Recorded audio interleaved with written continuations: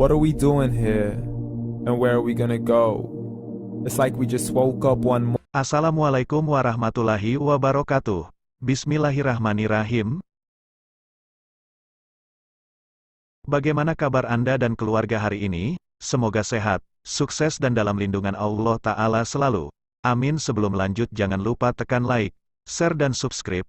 Dukung terus channel Istiqomah ini, untuk berbagi kebaikan info Islami, guna meningkatkan iman dan takwa kita kepada Allah Ta'ala serta untuk bekal alam kubur dan akhirat kita nanti.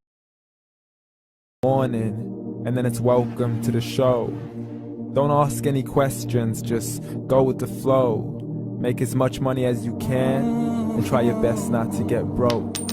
Copy everything you see on the TV, from the hairstyles to the clothes, and don't think too often, just do exactly as you're told. And if you ever get confused, then just turn towards the alcohol.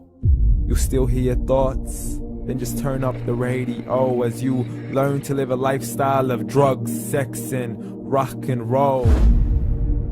But in all honesty, I just need to know, is there more to the cycle than growing and getting old? Living and dying just to leave behind a happy home and a whole lot of property that somebody else is going to own.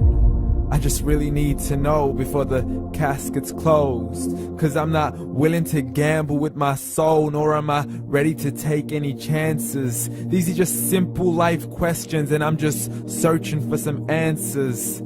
Like, what are we doing here? And what is our purpose? How did we get here, and who made us so perfect? And what happens once we go, or is this world all really worth it? Questions we don't answer because apparently we don't really have to. There's no purpose to this life and our existence is merely natural. Then in that case, please let me ask you, did you create yourself, or was it somebody else who had fashioned you? 'Cause you're a being that's impeccable, faultless and unparalleled. You're a product of supreme intelligence and I'm merely being rational.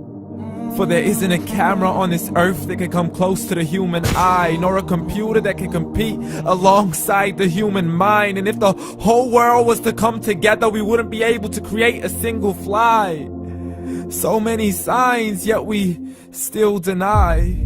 As science tries to justify that all this could come from none, when it's a simple sum. 0 plus 0 plus 0 cannot possibly ever give you 1.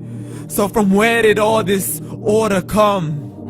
For everything has its origins, a maker, a creator of its own. I mean, the only reason you're watching this video is because somebody had to press upload.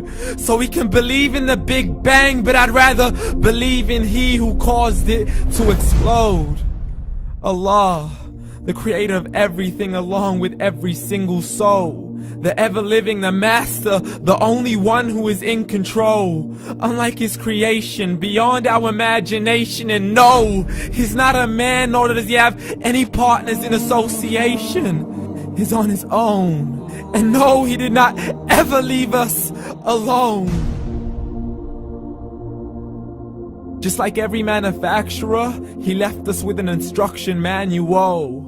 The Qur'an and Islam, and I'm sorry to jump to conclusions, but it's the only one possible.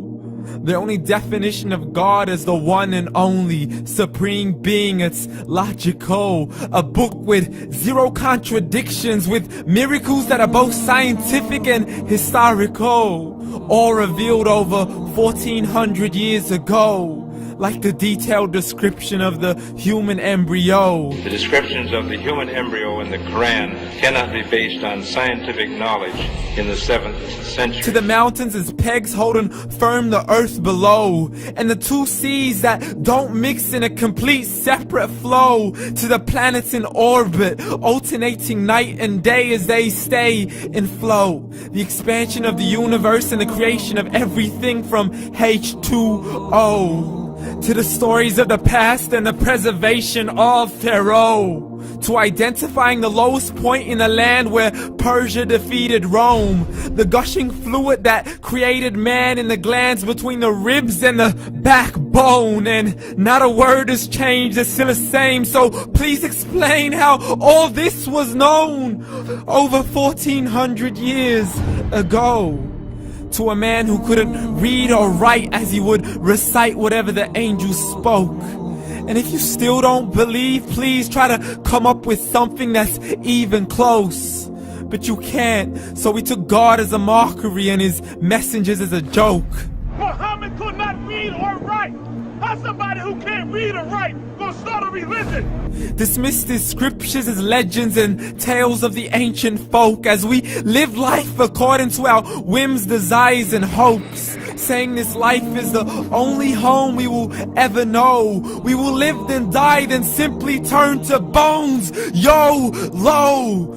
Correction, after the grass dies, the rain arrives and it regrows, and Allah promises to do the same thing to your very soul and bring you back from your very fingertips to your toes, as the all-seeing supreme being watches us so close, and we are surely being tested in our wealth, our health, and our self, and everything that we've been blessed with. So believe, for we will surely be resurrected and be brought back to our Lord and account for every single deed as he hands us our books and orders us to read.